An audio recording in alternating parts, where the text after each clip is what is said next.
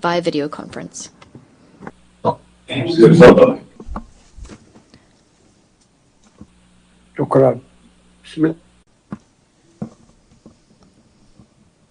Thank you. Your Excellency, President Emmanuel Macron, Your Royal Highness, Prince Mohammed bin Salman Al Saud, Your Highness Prince Saud Faisal bin Farhan, Minister of Foreign Affairs, Your Excellency, Antonio Guterres, the Secretary General of the United Nations, distinguished leaders and heads of delegations, peace, mercy, and blessings of God be upon you. On behalf of the State of Palestine, I would like to express my deepest appreciation for the co-presidency, the United Nations, and all participating states for the historic New York Declaration that was issued during July's conference and adopted by the General Assembly by an overwhelming majority. It marked the beginning of an irreversible path towards ending the humanitarian catastrophe and ending occupation pursuant to international legitimacy and the Arab Peace Initiative.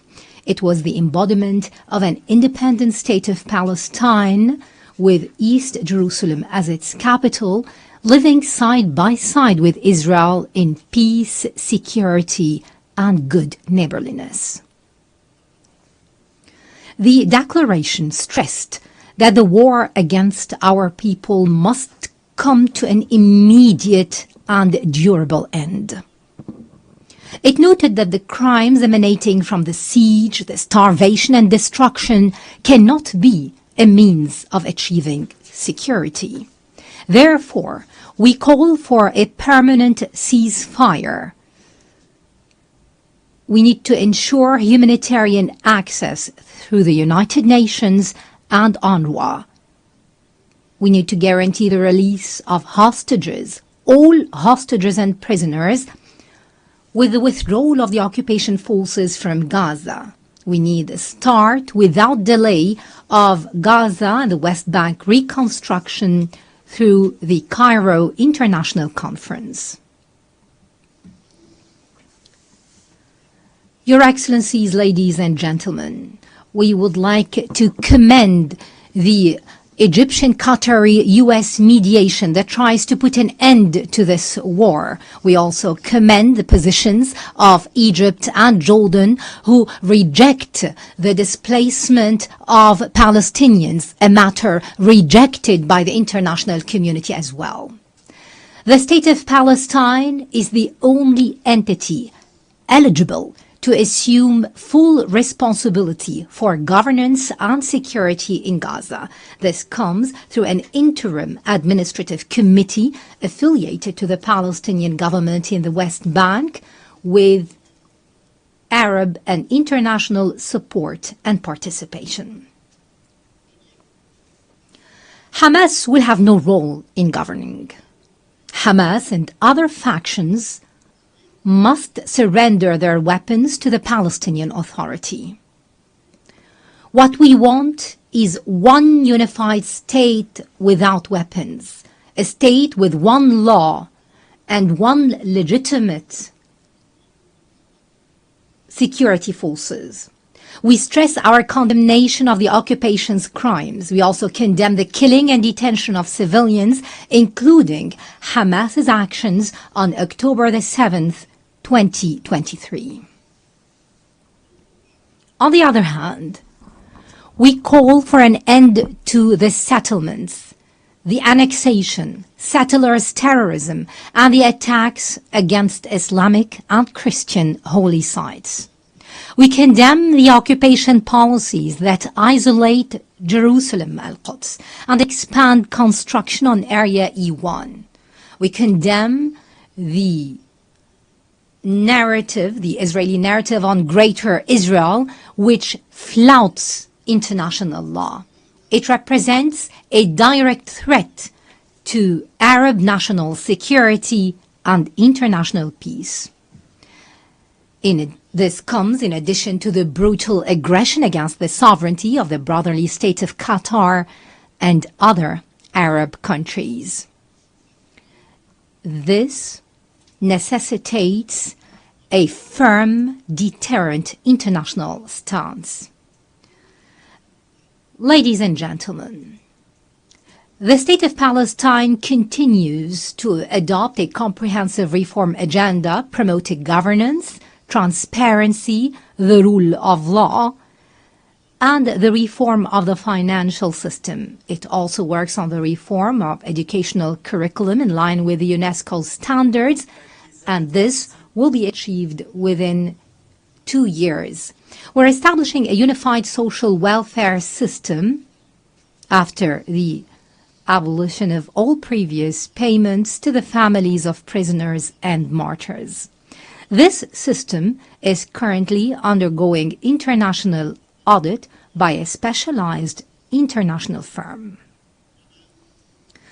We underline our commitment to organize presidential and parliamentary elections after the end of the war, and within 1 year we will draft an interim constitution within 3 months to ensure the transfer of power from the authority to the state. This will ensure that no party or individual will participate unless they adhere to the political program and the international commitments of the Palestine Liberation Organization and the rules of international legitimacy. The elections will be held under international observance. Ladies and gentlemen, we desire a modern democratic state based on the rule of law, pluralism, power sharing, equality, justice, and the empowerment of women and youth. We commend the positions of those countries that recognized the State of Palestine. We call on those who have not yet done so to follow suit. We call for your support so that Palestine become a full-fledged member of the United Nations. We have already recognized the right of Israel to existence in 1988 and in 1993, and we still recognize the State of Israel. In this vein, I would like to thank France, Britain, Canada, Australia, and Belgium, in addition to Portugal, Luxembourg, San Marino, and Andorra, and other countries that have been mentioned by His Excellency, the President of France. And we recall with appreciation all 149 countries who have already recognized the State of Palestine earlier.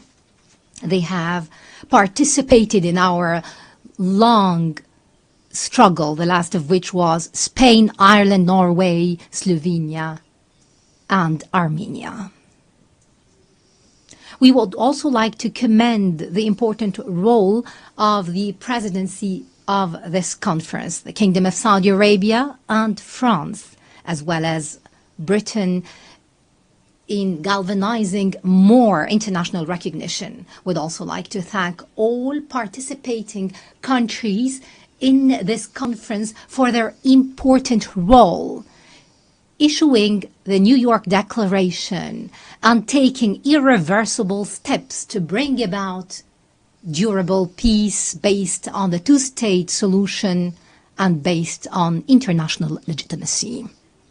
We would also like to commend the role of the brotherly and friendly countries that support our Palestinian cause in the international fora. We would like to commend in particular the role of Algeria, which is assuming the Arab seat in the Security Council. We commend the positions of the peoples and organizations that support the legitimate rights of the Palestinian people to freedom, independence, and statehood.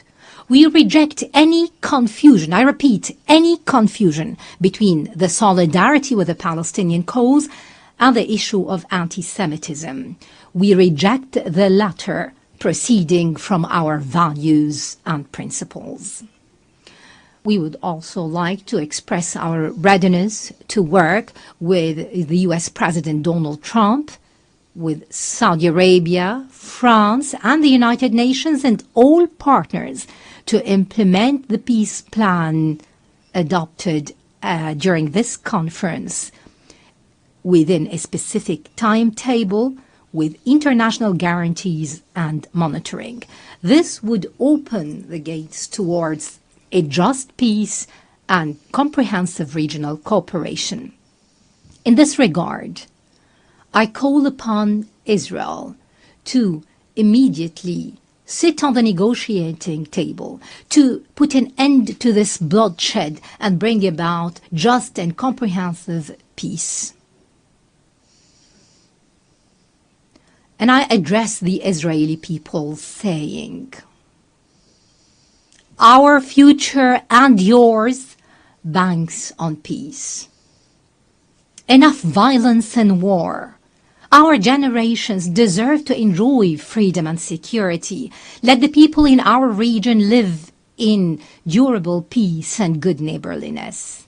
And I would like to seize this opportunity to address all the Jews in the world, wishing them a good new year.